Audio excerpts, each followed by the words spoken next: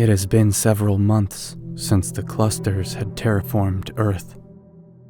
Although that estimation of time is likely incorrect.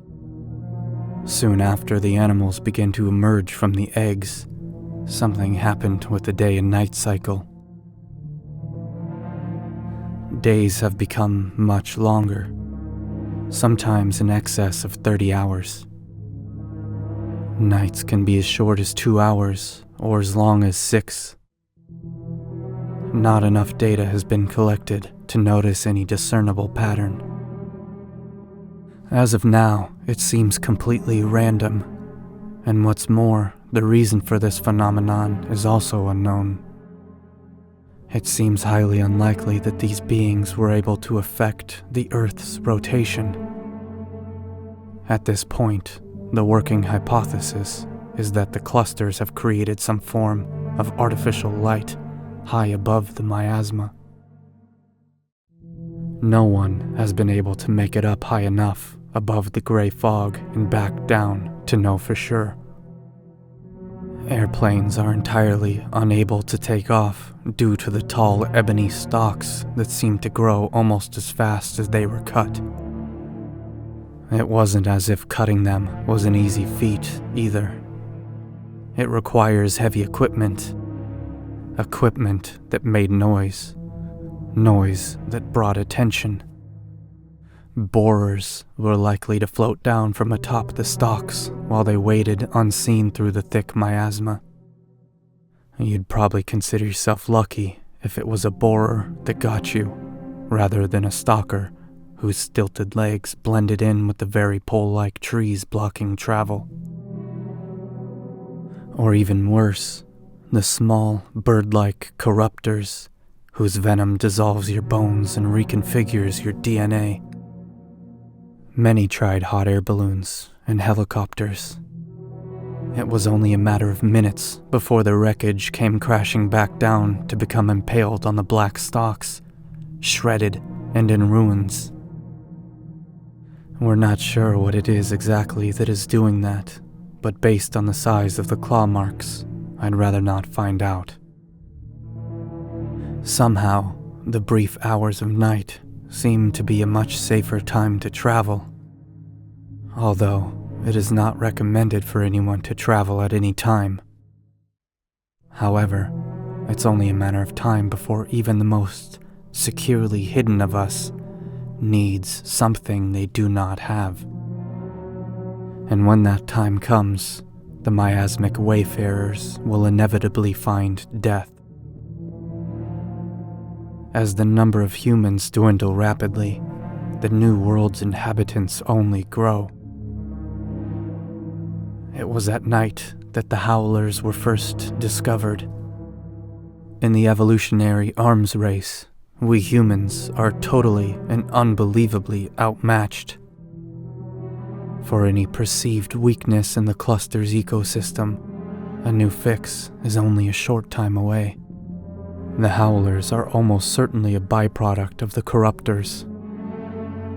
Varying in size, color, and to a small degree, shape. These once human creatures are horrific. With arched spines, they stand somewhat like a gorilla, with large muscled front arms. The hands on these arms have a thumb and 2 long clawed fingers. The back legs are more canid, with the knee bending forward and ending in sharp angular hocks with 4 clawed toes. Between 2,000 to 3,000 pounds, howlers are built for speed and hunting. Their leathery gray skin is splotched with random patterns of black. A mane of black bristles surrounds their hunched necks and trails down the top of their spine. For lack of better description, I'd say their face is a mix of a hairless bear with a rage-induced psychotic human. Getting a good look at these things is not something that living people do. They travel in packs of 2 to 8, and if one of them gets a scent for your fresh blood, they will hunt you to the ends of the earth. Howlers hunt day and night. If you're outside, do not cut yourself. And if you hear the howls, I hope you have somewhere secure to hide. And I hope that it is close. The Green Lagoon is an entirely new ecological community that is equal parts terrible and wondrous. Since the very first sighting of the clusters, I've been fascinated by them. I've made it my mission since day one to catalog and study all aspects of the invasive entities. Upon doing so, I have shared what I've learned with as many who cared to listen. I even broadcast a looping survival guide over as many AM and FM radio waves that I am able to hijack. I've become somewhat of a known figure among survivors. It is quite often that people come to me with information, dead specimens, or even video of encounters with new entities. This was how I learned of the Green Lagoon. A man passing by, looking ragged and sleep-deprived, offered me a cell phone in exchange for a bottle of water. It is not uncommon for people to want to trade, and sometimes I oblige, but usually I do not. He assured me I'd never seen anything like what was on this device. It was curiosity and the fact that I was fairly well set on supplies that made me agree to his trade. I waited for the phone to charge from my battery bank connected to solar panels outside. One good thing about the cluster's artificial and almost constant daylight is that it keeps my batteries full. With the phone fully charged, I couldn't help but think there was absolutely nothing of value on it. I powered it on and swiped the screen that surprisingly contained no lock. I opened the camera roll and changed the order of its contents to sort from newest to oldest. I couldn't help but notice a few pictures of a somewhat grim-looking couple in what appeared to be a bunker.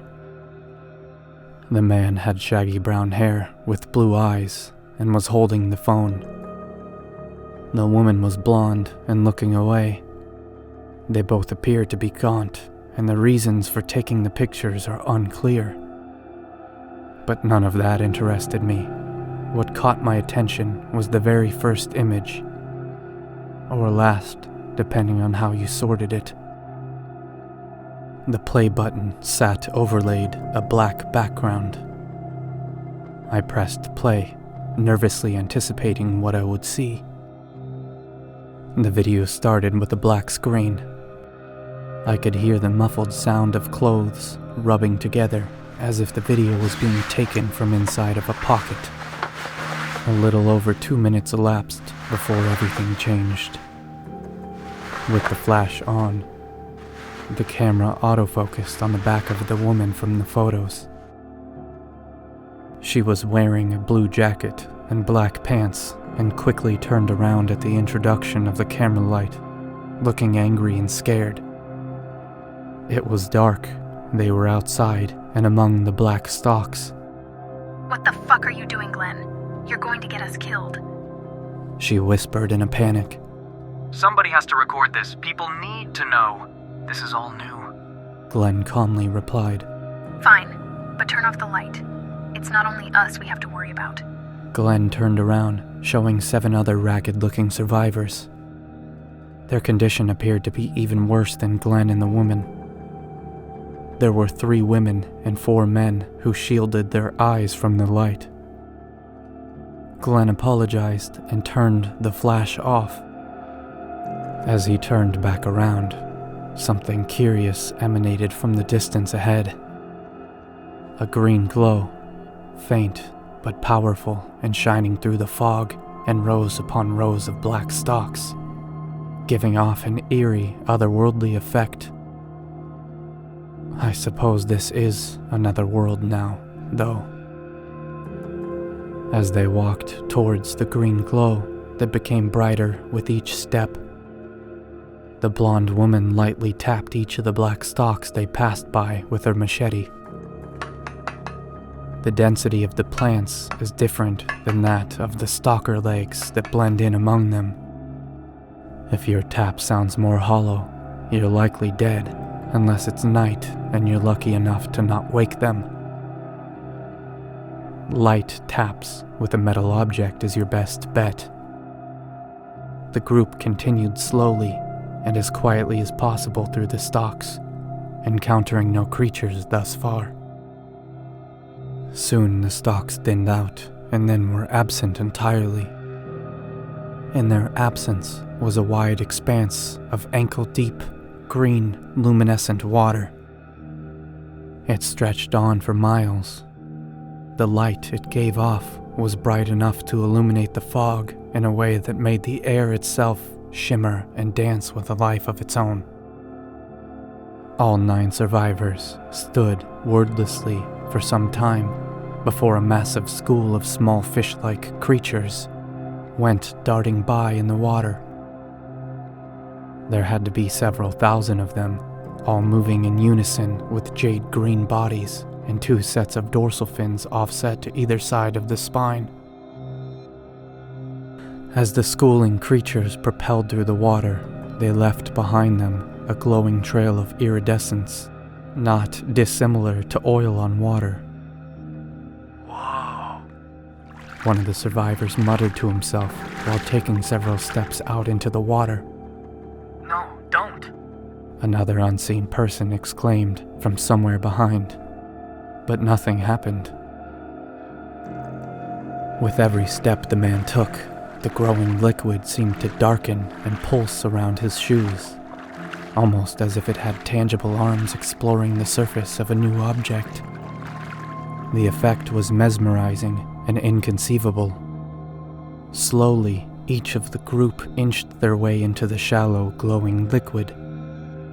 In this area, the miasma seemed to be thinner, with visibility being closer to 20 feet instead of the usual 5 to 10. As they walked, the glowing liquid circled and pulsed around their feet.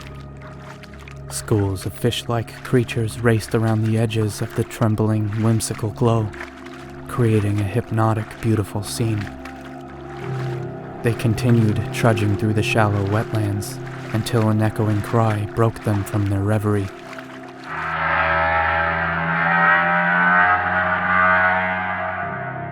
Everyone stopped, but the sound seemed to come from all directions.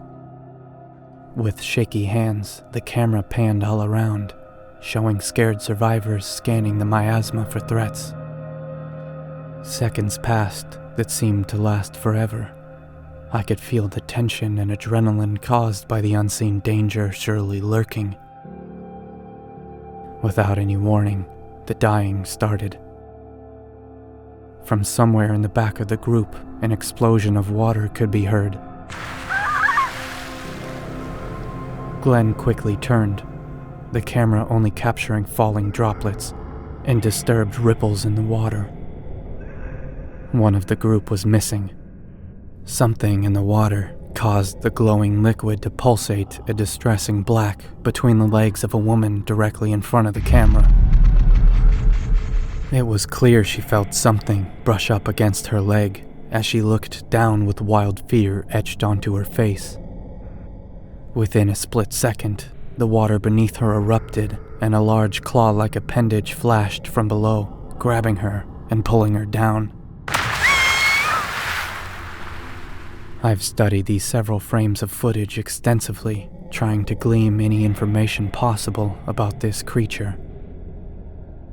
The frame shows a complex multi-jointed limb, muscular and coated in a sleek, black hide. Serrated hooks, each the size of a large knife, seem to line the inside curve of the limb, curving back towards the main body. The speed at which it attacked left only a blurred image of the creature itself, a terrifying mystery yet to be discovered. Then, a low gurgling rumble filled the air as the water started to bubble and froth violently around them. The survivors were rooted to the spot in terror, only moving to glance frantically at each other.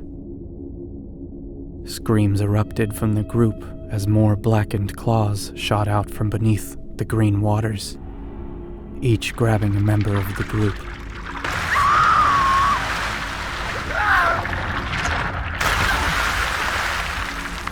Glenn and the woman with the machete, presumably the only ones left, tried to run, but the ankle-deep water seemed to thicken, hindering their desperate escape.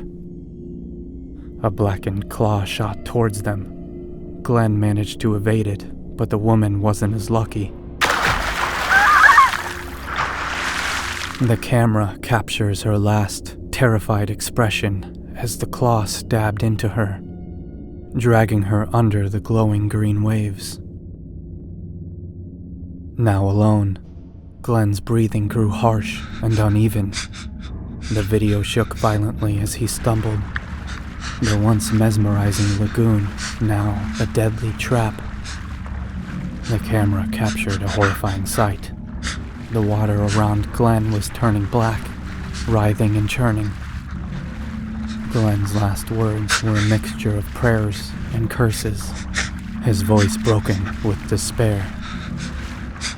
A final claw burst from the water, and in a heart-stopping moment, the camera was knocked from his grasp and sent flying a ways from the water's edge, before something stopped it from tumbling where it sat slightly propped up.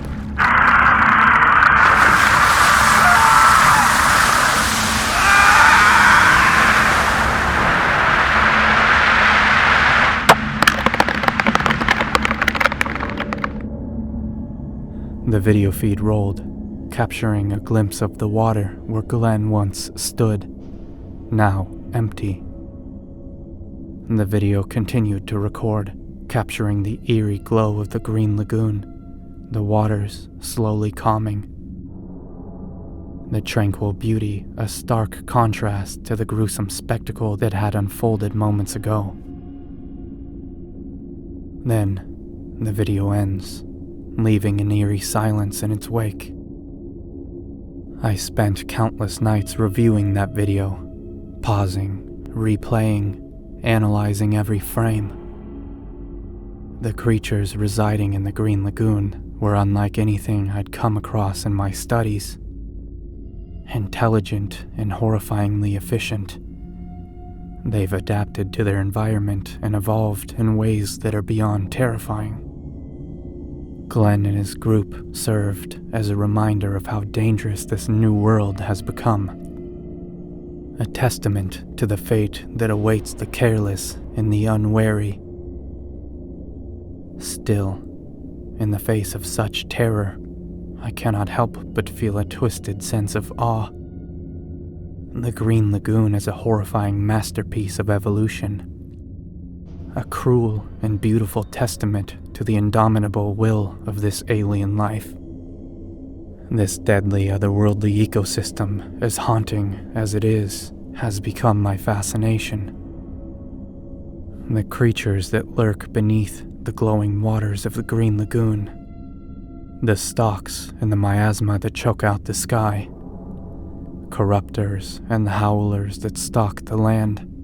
Each a terrifying puzzle waiting to be solved. Despite the dread and despair, I remain bound to my self-imposed mission, driven by an insatiable curiosity and a stubborn refusal to let these invaders consume our world without a fight. As grim as it sounds, each loss is a lesson learned, each horror encountered a step closer to understanding. We may be outmatched, outnumbered, but as long as there's a will to survive, there's hope. The Green Lagoon remains an enigma, a dangerous yet captivating mystery to be solved. And as long as I draw breath, I will continue my mission for humanity's sake. This is my warning and my plea to all who remain. Stay safe, stay hidden, and survive. The world we knew is gone, but some of us are still here, and we'll continue to survive. Be wary of the green lagoons.